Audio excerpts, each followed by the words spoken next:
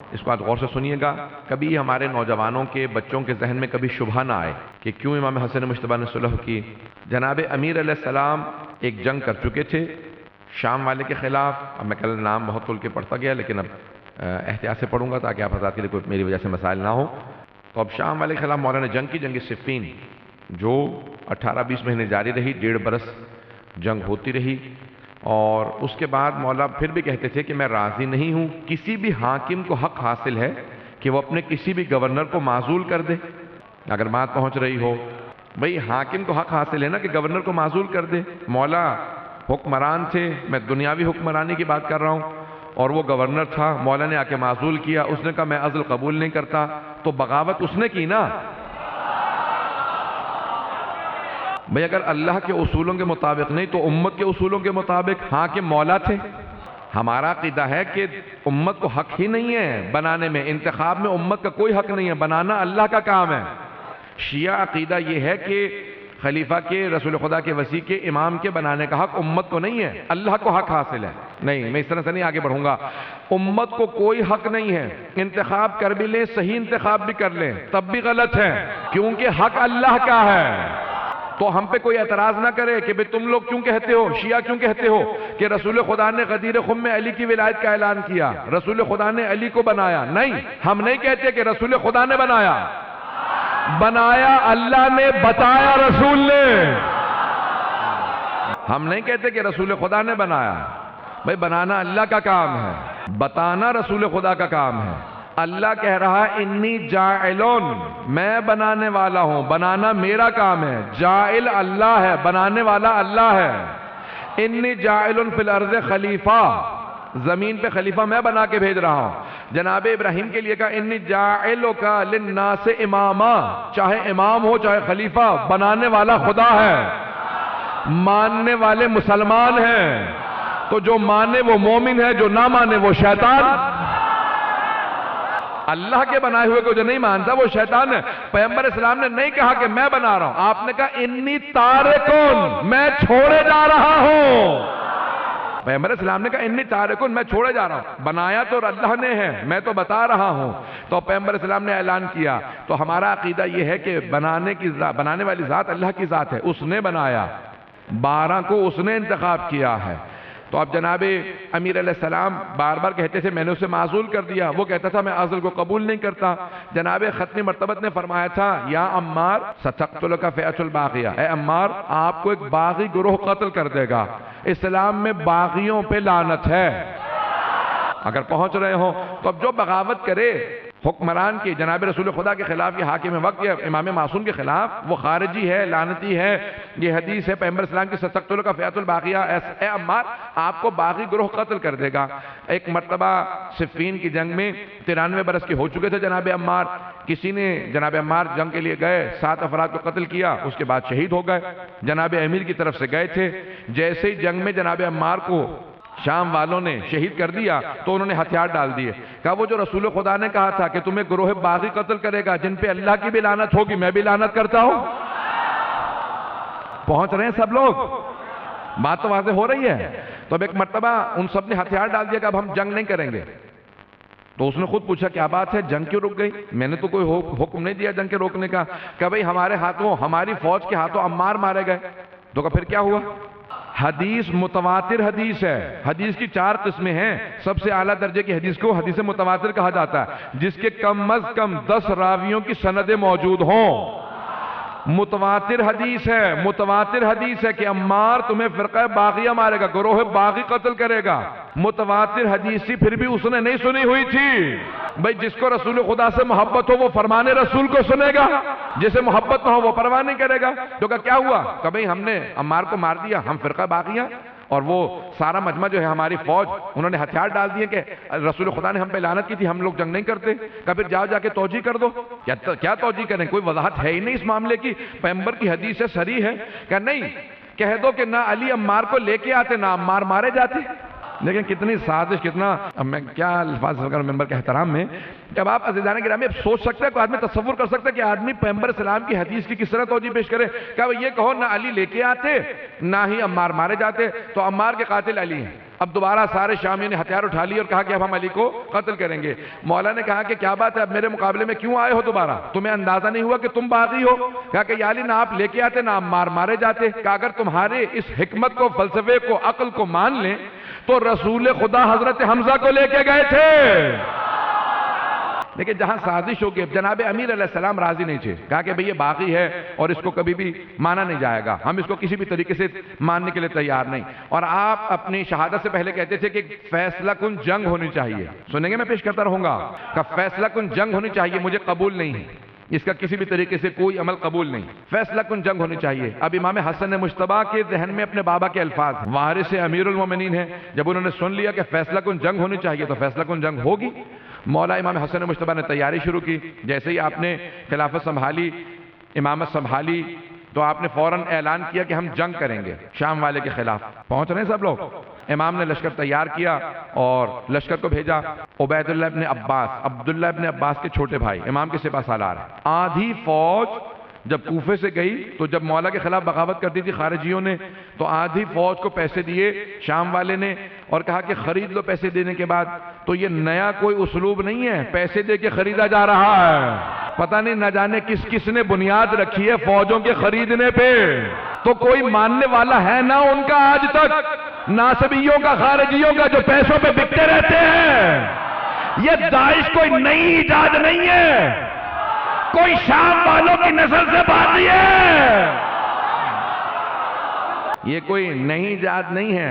کوئی خارجی ناسبی باقی رہا ہوگا۔ جب علی کے اتنے ماننے والے باقی ہیں، جب علی کی نسل سے اتنے باقی ہیں، تو کوئی اس کی نسل سے بھی باقی رہ گیا ہوگا، وہی داعش کا باپ ہے، اس نے داعش کو بنایا۔ تو عزیزان کرام، یہ جناب امام حسن مجتبیٰ نے تیار کیا کہ کوفے والوں مقابلے کے لیے چلو۔ توجہ ہے لوگوں کی میرے ساتھ، مجھے مطالب کو پیش کرنا ہے۔ صلح امام حسن سے متعلق میں پوری مقدمہ بنا کے تمہید آپ کے سامنے باز رہا ہوں تاکہ واضح ہو سکے صلح کن شرائط پہ ہوئی۔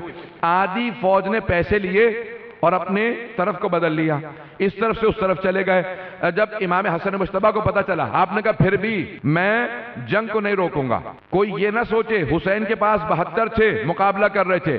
امام حسن مجتبیٰ نے کہا اگر 20 افراد بھی میرے ساتھ ہوں گے مقابلہ کروں گا۔ وہ جو آدھی فوج رہ گئی تھی ان میں سے بھی آدھی فوج کو خرید لیا گیا، یہاں تک کہ سپہ سالار خود شک میں آ گیا۔ وہ سپہ سالار عبید اللہ ابن عباس کا پتہ نہیں امام کس حد تک آگے جائیں گے۔ یہاں تک امام کے ساتھ ہوا ہے کہ امام اپنے خیمے میں تنہا نماز پڑھ رہے تھے۔ آپ نے سنا نا کہ حر نے جب راستہ روکا تھا امام حسین کا، اور جب نماز کا وقت آیا تو جب پانی امام نے پلا دیا تو امام نے کہا نماز کا وقت ہو گیا، تو اپنے لوگوں کے ساتھ وہاں نماز پڑھ لے، میں یہاں جماعت پڑھاؤں گا۔ تو حضرت حر نے کہا کہ آپ کے ہوتے ہوئے میں نماز پڑھا سکتا ہوں؟ میں دیکھیے عجیب و غریب مزاج ہے نا، کہ ابھی یہاں پانی پیا، یہاں نماز پڑھی، وہاں پہ راستہ روک لیا۔ اس زمانے کا کوفہ ایسا تھا، آج دنیا ہی کوفہ بنتی چلی جا رہی ہے۔ نہیں پتہ نہیں بات واضح ہے یا نہیں، کہ یہاں پہ امام کا احسان لیا، وہاں پہ فوراً امام کے مقابلے میں آ گیا۔ لیکن امام حسین علیہ السلام نے طریقہ کار کیا اپنایا؟ اس کو صرف ایک جملہ کہا، ثقلت قومک، تیری ماں تیرے غم میں بیٹھے، اشارہ کر کے آگے بڑھ رہا ہوں۔ امام نے کہا تیری ماں تیرے غم میں بیٹھے۔ اکثر لوگ یہ سوال کرتے ہیں جب امام جانتے ہیں اپنے علم امامت سے، امام کا علم ہمارے علم کی طرح سے نہیں ہے، امام جانتے ہیں کہ یہ میری طرف آ جائے گا، تو پھر کیوں اتنی بڑی بات اس کو کہی کہ ثقلت قومک، تیری ماں تیرے غم میں بیٹھے؟ اور اس نے بھی، حضرت حر نے بھی پلٹ کے یہی کہا نا کہ حسین اگر کسی اور نے مجھے عراق میں یہ لفظ کہا ہوتا تو میں انہی الفاظ سے پلٹا دیتا، لیکن مجبور ہوں، آپ کی ماں زہرا ہے۔ آپ سوچئے جناب سید الشہداء نے کیا کیا؟ سید الشہداء نے وہ کمال کیا کہ حر کو مجبور کیا یہ سوچنے پہ کہ حر کس پہ ہاتھ اٹھانے جا رہے ہو، یہ زہرا کا بیٹا ہے، یہ زہرا کا بیٹا ہے۔ جناب حر نے وہیں 2 محرم سے سوچنا شروع کیا، اور پھر اپنی صرف یہ سوچ کے کہ فاطمہ زہرا سلام علیہ کے بیٹے پہ ہاتھ نہیں اٹھا سکتا، اپنی طرف کو بدل لیا۔ اب وہاں پہ وہ افراد جو جناب امام حسن مجتبیٰ کے سامنے آئے تھے، وہ مسلسل آہستہ آہستہ اس طرف جا رہے ہیں۔ امام حسن مجتبیٰ دیکھیں، حر بھی 1000 کے لشکر کے ساتھ امام حسین کے پیچھے نماز پڑھ رہے ہیں، لیکن شام والے یا کوفے والے جو امام حسن مجتبیٰ کے زمانے میں تھے، امام تنہا اپنے خیمے میں نماز پڑھ رہے ہیں، تنہا نماز پڑھ رہے ہیں۔ میں کل تفصیل سے پیش کروں گا باقی چیزوں کو۔ تنہا نماز پڑھ رہے ہیں، اور اس دوران بھی چند افراد امام کی نماز کے دوران امام کے مصلے کو کھینچ لیتے ہیں، مصلہ کھینچ لے گئے، کہا کہ نہیں ہم جنگ نہیں کرنا چاہتے۔ بہت بڑا جو المیہ تھا اس زمانے میں کہ جناب امیر علیہ السلام لوٹنے نہیں دے رہے تھے، کہا کہ نہیں مشرکین و کفار کے مقابلے میں جاتے ہیں تو اس کے اسلوب اور ہوتے ہیں، منافقین کے مقابلے میں اسلوب اور ہوتے ہیں، اور کئی تو مسلمان ہیں جو دھوکہ کھائے ہوئے آئے ہیں۔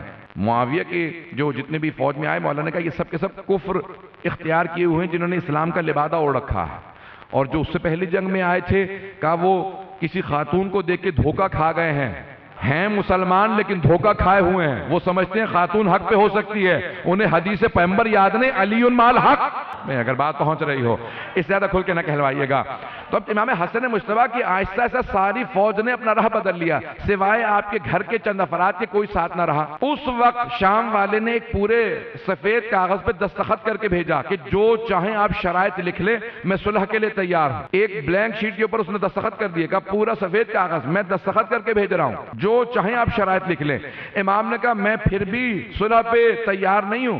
اب وہاں پہ اشعث کندی جیسے افراد جو چند افراد رہ گئے، کہا کہ نہیں، جب وہ آپ کو کھلم کھلا ایک خط پہ لکھ کے دے رہا کہ جو شرائط ہیں لکھ لیجئے، تو پھر آپ کیوں صلح نامے پہ دستخط نہیں کرتے؟ امام نے کہا تمہارے کہنے پہ دستخط کر رہا ہوں، شرائط میں لکھوں گا، لیکن آج سے قسم کھا کے کہتا ہوں یہ تمام شرائط کو پامال کر دے گا۔ عزیزان گرامی، کبھی بھی آپ سے کوئی اعتراض کرے کہ امام نے صلح کیوں کی، کہ صلح سمجھنا چاہتے ہو تو شرائط کو پڑھ لو، صلح سمجھ میں آ جائے گی۔ ہم نہیں پہنچا پا رہا ہوں اس بات کو۔ امام کی شرائط کو پڑھ لیں، صلح آپ کو خود سمجھ میں آ جائے گی۔ امام نے کہا پہلی شرط، معاویہ میں تجھ سے صرف اتنا کہتا ہوں کہ قرآن کے مطابق اور سیرت رسول خدا کے مطابق عمل کر۔ امام کا یہ شرط رکھنا بتا رہا ہے کہ نہ وہ قرآن کو مانتا تھا سیرت رسول خدا کو۔ 5 شرائط رکھی ہیں امام نے، اگر شرائط پیش کروں گا سب غور سے سنیں گے۔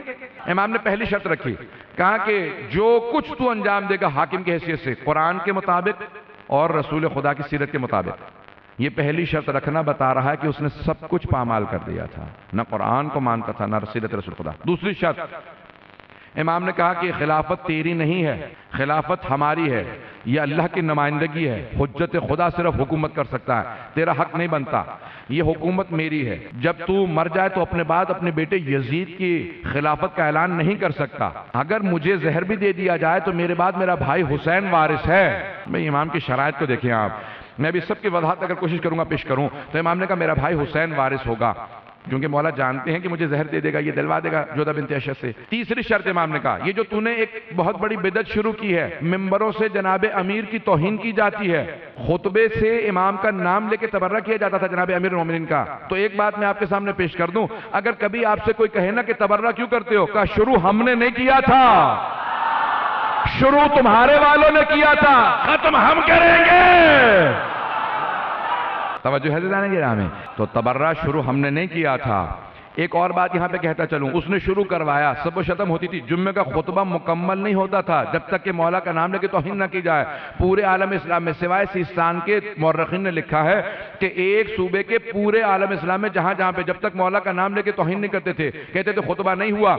یہاں پہ آنے کے بعد کہ آخری بنو امیہ کا جو خلیفہ تھا عمر ابن عبدالعزیز، اس نے کہا کہ 3 کام رکوا، 3 کاموں کی اصلاح کی، اس لیے کہتے ہیں کہ وہ چاہے تو جا سکتا ہے بارگاہ امامت میں شفاعت کے لیے۔ بنو امیہ کا آخری، وہ اہل سنت کا نظریہ، ان کا نظریہ پیش کر رہا ہوں، سنیں گے؟ 3 کام اس نے کیے۔ اس نے کہا کہ پہلے حدیث رسول خدا کو پیش کرنے پہ ممانعت تھی، بین لگا دیا گیا تھا خلفاء کی طرف سے تاکہ اہل بیت کے فضائل کی احادیث بھی رکوا دی جائیں، کہ آئندہ احادیث کو بیان کیا جائے۔ دوسرا اس نے کام کیا، اس نے کہا کہ باغ فدق اہل بیت کو واپس کر دیا جائے، امام جعفر الصادق کو دیا گیا، بعد والوں نے پھر چھین لیا، یہ بار بار دینا چھیننا بتا رہا ہے حق اہل بیت کا تھا، تو دل میں چور تھا نا تبھی بار بار واپس کرتے تھے۔ اور تیسرا کام اس نے کہا کہ جناب امیر پہ جو توہین کی جاتی ہے اس کو روک دیا جائے۔ کہا کیوں رکوا رہے ہو، جب تمہارے اجداد نے شروع کیا تھا رکوا کیوں رہے ہو؟ تو اس نے واقعہ سنایا، اس نے کہا میں مسجد کے باہر کھڑا تھا، مسجد کے باہر ایک آدمی نے آنے کے بعد کہا کہ میں یہودی ہوں اور خلیفہ کی بیٹی سے شادی کرنا چاہتا ہوں۔ اگر بات پہنچ جائے کھول کے نہ کہلوائیے گا مجھ سے، کہ یہودی ہوں، تمہارے خلیفہ کی بیٹی کا رشتہ لینے کے لیے آیا ہوں، تو سارے مسلمانوں نے کہا تیری اتنی جرت، یہودی ہو کہ مسلمان خلیفہ کی بیٹی کا رشتہ مانگے؟ کہ پھر تمہارے نبی نے جس کو بیٹی دی تھی اس پہ تبرہ کیوں کرتے ہو؟ بس ایک سوال نے منقلب کر دیا مجمع کو، کہ اگر تم اپنے خلیفہ کی بیٹی کا یہودی کو رشتہ دینے پہ تیار نہیں تو کم از کم اتنا تو مانو کوئی مومن ہوگا، امیر نہیں مانتے تو مومن تو مانو، تمہارے نبی کا معاملہ ہے، علی کا معاملہ نہیں ہے۔ تو ایک مرتبہ عمر ابن عبدالعزیز نے کہا کہ نہیں، ممبروں سے علی کی توہین کو روکا جائے تو تبرہ شروع ہم نے نہیں کیا تھا، لیکن اب ایک بات میں کہوں گا، بہت جذبات میں کہہ رہا ہوں، اس وقت میری ابھی عجیب و غریب ایک کیفیت ہے، بہت سے افراد کہتے ہیں کہ تم تمام افراد کو مانتے کیوں نہیں ہو؟ میں اپنے دل کی عقیدت کو پیش کر رہا ہوں، جو آل محمد کو مانتے ہیں، ہم اپنے آپ کو ان کے پاؤں کی خاک نہیں مانتے، لیکن جو آل محمد کو نہیں مانتے، میں انہیں اپنے پاؤں کی خاک نہیں سمجھتا۔ میں نے آپ سے کہا نا، جو آل محمد کو مانتے ہیں ہم اپنے آپ کو ان کے قدموں کی خاک نہیں سمجھتے، لیکن اگر آل محمد کا کوئی نہیں ہے، جو آل محمد کو نہیں مانتا، ہم اسے اپنے پاؤں کی خاک نہیں سمجھتے۔ تو اب جناب امیر علیہ السلام کا معاملہ تھا، کہا عمر بن عبدالعزیز نے کہا کہ نہیں، اس تبرہ کو روک دیا جائے، سلسلے کو بند کر دیا جائے۔ تو مولا امام حسن نے کہا تیسری شرط میری صلح کی، واضح ہو رہی ہے صلح کی شرائط، کہ تیسری شرط یہ ہے کہ میرے بابا کی جو توہین کی جاتی ہے اس کو روک دیا جائے، کہ چوتھی شرط جو کوفے کے بیت المال میں پیسہ ہے 50 لاکھ دینار کا، یہ معاویہ نہیں لے جا سکتا، یہ سب میں اپنی مرضی سے خرچ کروں گا۔ پوچھا مولا کسے دیں گے؟ کہ جتنے لوگوں نے میرے بابا کا ساتھ دیا، اس کی سازش یہ ہے کہ انہیں بھوکا مار دے، یہ سارا پیسہ انہیں دے دو۔ میں امام کا عدل و انصاف، امام کا عدل و انصاف ہے۔ کہ پانچویں شرط کیا ہے؟ کہ معاویہ ملزم رہے، اس پہ لازمی ہے کہ کبھی فرق نہ رکھے، تفریق نہ کرے، کہ جس نے ان کا ساتھ دیا ان کے ساتھ اچھی طرح پیش آئے، جنہوں نے میرے بابا کا ساتھ دیا ان پہ ظلم کرے، کہ اس کو حق نہیں ہے کہ ان پہ ظلم کرے، کہ سب کا اسی طرح سے پاس رکھنا لازم ہے، جس طرح سے اپنوں کو مانتا ہے انہیں وظیفہ دیتا ہے، میرے بابا کے ماننے والوں کا وظیفہ بند نہ کرے۔ آپ کو سمجھ میں آیا؟ آج کے زمانے میں ماننا بڑا آسان ہے، آج کے زمانے میں ماننا بہت آسان ہے۔ اس زمانے میں نام علی کا زبان پہ پوری طرح مکمل نہیں ہوتا تھا، سر پہلے قلم کر دیا جاتا تھا۔ اب وہ کتنا بغض رکھنے والے تھے۔ اب یہاں پہ میں بات کو پیش کر رہا ہوں، امام نے 5 شرائط رکھی، دستخط کیا اور وہاں پہ خط واپس بھیج دیا۔ امام نے کہا سامان باندھو، اب ہم کوفے میں نہیں رہیں گے، ہم مدینے واپس جا رہے ہیں۔ پوچھا مولا مدینے کیوں جائیں گے آپ؟ کہا کہ ہمارے جد کا شہر مدینہ ہے اور ہم مدینے میں واپس جائیں گے۔ کہا کہ ابھی تک حالات سازگار نہیں ہیں، عراق کے کبھی حالات سازگار نہیں تھے جب تک کہ حسین ابن علی نے قربانی نہیں دی۔